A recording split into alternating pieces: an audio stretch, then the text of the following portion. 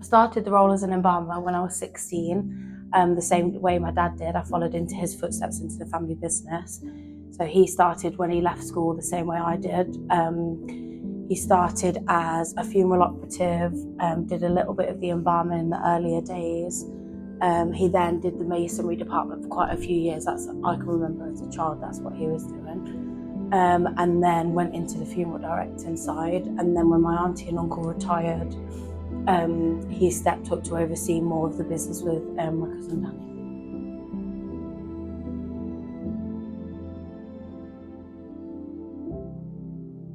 Embalming is a process where the natural fluids of the deceased are replaced with a solution. So this ensures that the deceased is sanitised safely for their dignity, preserved, and also very importantly, improves their appearance.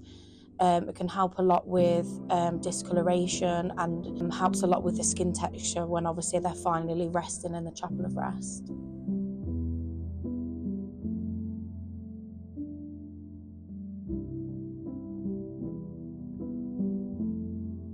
I'd say empathy is the main one. The bottom line is that's somebody's loved one that you're caring for, and you have to treat them like they're your own. That's your nana, or that's your mum, that's your dad.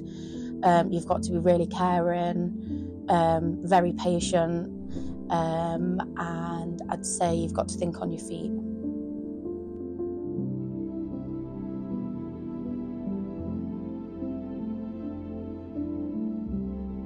I'd say for me personally, it's being able to look after somebody on their final journey and fulfilling somebody's lasts, if that makes sense. So, you know, it's the last time they're ever going to wear their favourite outfit, or the last time they're going to be clean shaven, or, you know, the last time somebody's going to be wearing their favourite nail polish or lipstick. So my reason and my why is because it's an honour to be able to do that for somebody.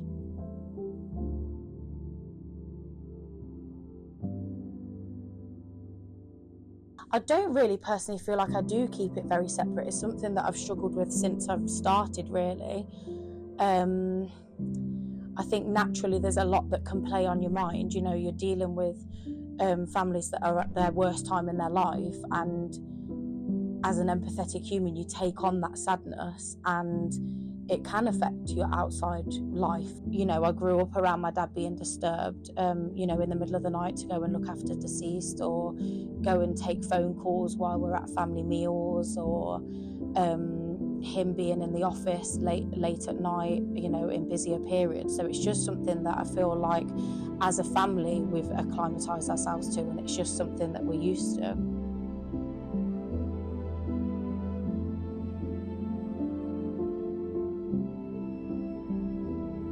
There's lots of emotional challenges. I'd say pressure is probably the main one. You know, I have a duty of care to look after somebody for their last ever time, and that impression, the lasting impression of somebody going to see their loved one in the chapel of rest, most of the time is their last memory of them. So in regards to handling the emotional challenges, I don't really feel like I do, in a way. You know, going back to what I was saying before about it's something that I've grown up around, it's something that I've acclimatised myself to. That's just the way it is. So, you know, obviously I do distract myself outside of work. You know, I see my friends or my family. I think we're really good here with rallying around each other when, you know, difficult situations come along. So speaking to each other, and then doing as much as I can outside of work to distract myself.